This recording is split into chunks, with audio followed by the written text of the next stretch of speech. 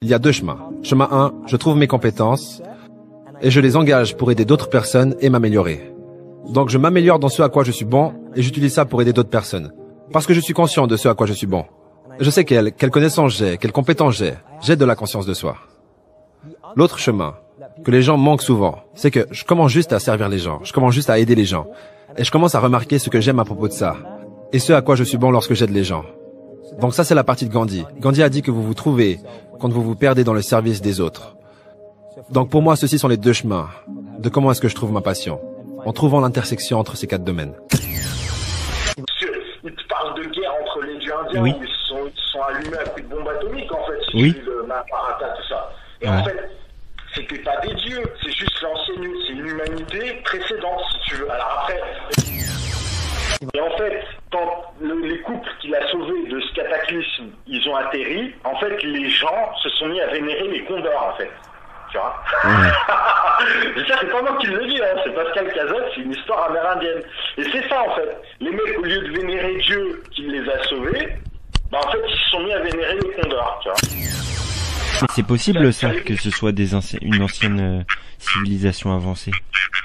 Mais qui se font passer pour des dieux, tu vois. Oui. Et moi, la création, moi, je crois qu'il n'y a qu'un créateur, tu vois. T'as une sorcière Wicca qui te dit, moi, quand je fais des rituels de magie, eh ben, il y a des ovnis qui apparaissent. Selon comment tu vois. Déjà, si tu crois au mensonge de la NASA, tu vois, aux scientifiques, à la science qu'on nous a vendue, tu vois.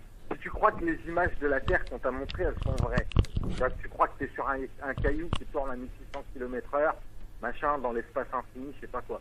Bah déjà, ton paradigme, c'est pas le même qu'un croyant.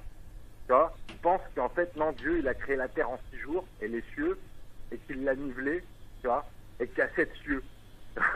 Déjà, t'as pas du tout la même vision. Alors après, tu peux rapprocher un peu le micro de ta bouche? Oui, attends, je vais te mettre en haut-parleur. Ouais. Ouais, parce que j'ai mon téléphone qui déconne, tu m'entends mieux là? Là, le son, il est un peu chelou.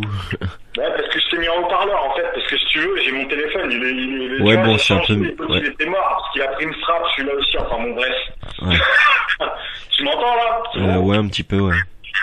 Ouais, je te disais, oui, c'est dans le paradigme dans lequel t'es, quelle est ta vision du monde, tu vois? Il y en a qui sont entre les deux, tu vois? Mais c'est justement, et quand t'es entre les deux, c'est là où t'es limité en fait. Tu peux pas aller à fond, tu vois, parce que si tu crois que la Terre, elle est dans l'espace infini avec des milliards de galaxies, qu'elle tourne sur elle-même là, à 1600 km/h, je sais pas quoi, qu'elle chute du soleil, et qu'on sait pas où on va, comme dit souvent Bob, hein. Bob, toi qui regardes BTLV, c'est souvent un truc.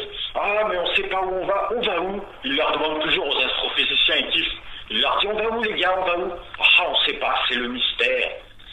Mais si toi, ta vérité, c'est la parole de Dieu, ah là, c'est pas pareil.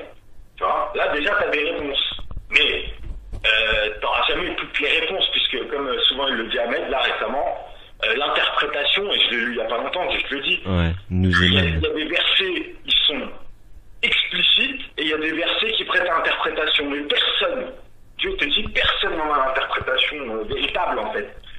Donc, il y a des secrets, il y a des mystères, voilà.